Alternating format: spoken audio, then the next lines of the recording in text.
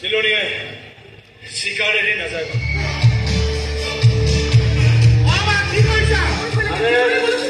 তুমি নুবুজিবা এইখিনি সময়ত এইটা গৰমৰ মোৰ কাৰণে কিমান বেছি প্ৰয়োজন এই কথা তুমি নুবুজিবা।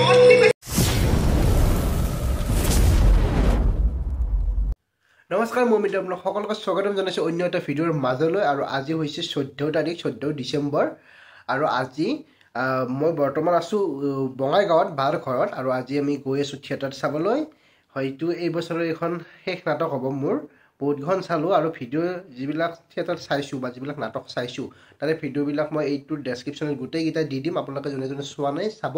আজি চাবলৈ গৈ আছোঁ হেঙুল থিয়েটাৰ। হেঙুল থিয়েটাৰৰ এখন নাটক বিৰি, সেইখন নাটক মই চালোঁ, নলবাৰী ৰাসত চালোঁ। কিন্তু প্ৰথম নাটকখন যিহেতু নলবাৰী ৰাসত নিদিলে, গতিকে সেই নাটকখন চোৱাৰ সৌভাগ্য হোৱা নাছিল। আৰু আজি কিবাকৈ মিলি গ'ল আৰু আজি বঙাইগাঁৱত আছে হেঙুল থিয়েটাৰ। এই বছৰৰ এখন নাটক প্ৰণৱ বৰুৱাদেৱৰ দ্বাৰা ৰচিত আৰু পৰিচালিত নাট চিলনী। আজি চিলনীখন চাবলৈ গৈ আছোঁ। গতিকে এই ভিডিঅ'ৰ জৰিয়তে আপোনালোকক গোটেইখিনি দেখুৱাবলৈ চেষ্টা কৰিম। চ' আপোনালোকক ডাইৰেক্ট মই এতিয়া হেঙুলৰ প্ৰেক্ষাগৃহত লগ পাই আছোঁ। এয়া থিয়েটাৰ প্ৰেক্ষাগৃহ আহি পালোঁ। মানুহ যথেষ্টখিনি হৈছে। এতিয়া আপোনালোকে চিলনী নাটকৰ কেইটামান দৃশ্য চাই লওক।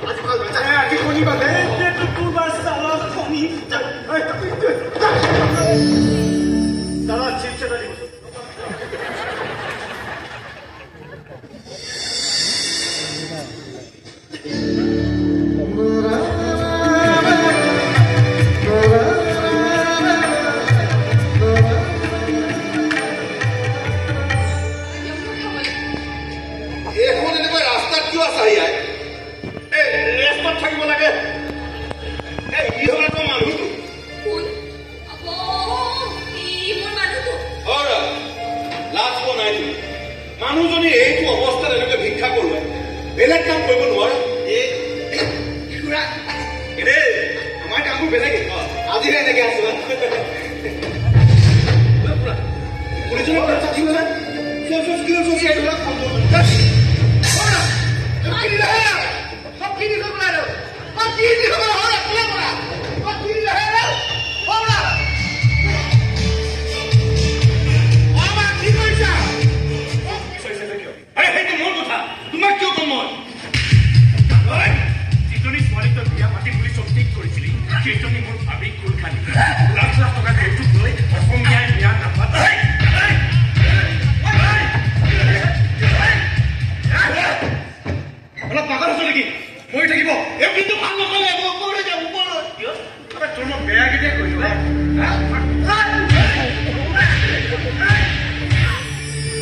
মোৰ বাবে তুমি কি কৰালে? এটা কথা মনত ৰাখিবা, সদায় থাকিম তোমাৰ কাষত।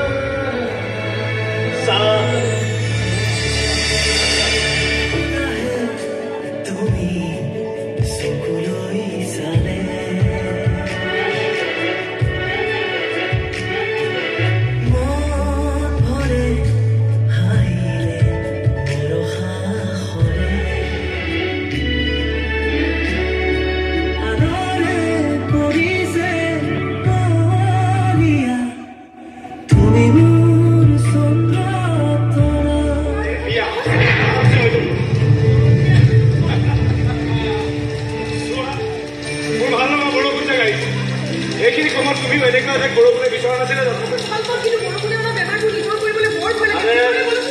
তুমি নুবুজিবা এইখিনি সময়ত এইটা গৰমৰ মোৰ কাৰণে কিমান বেছি প্ৰয়োজন এই কথা তুমি নুবুজিবা। তুমি যোৱা, মই আজি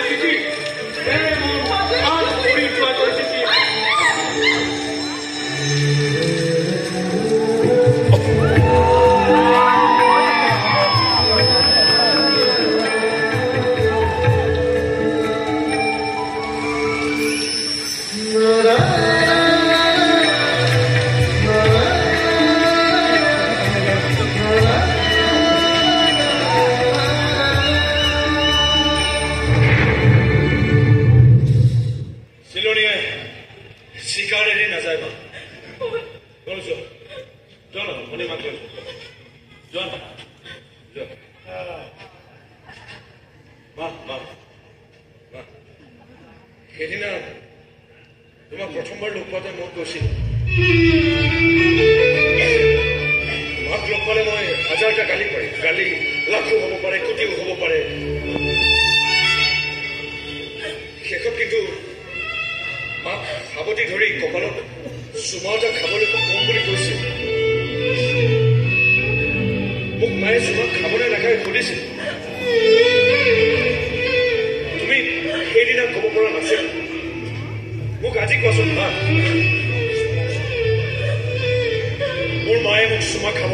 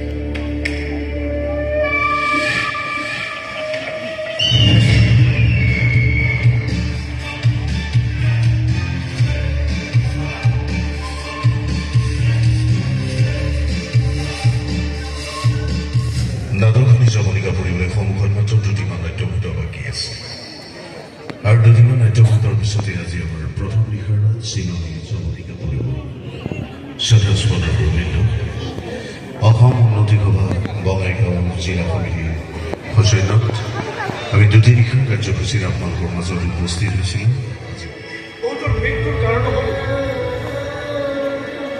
শাস্তি লওঁতে আহিব অহা জন্ম আঁতৰ হৈ আহি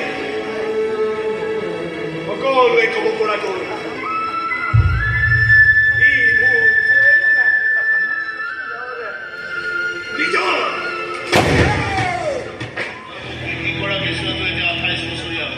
এতিয়া কি চিলনী কাৰ বাবে তোৰ বাবে তোৰ মামাকে কিয় দিছে তোৰ গাটো হাত দিলো তুই তাকে ইয়াতে মাৰি জেললৈ যাবলৈ ভয় নকৰো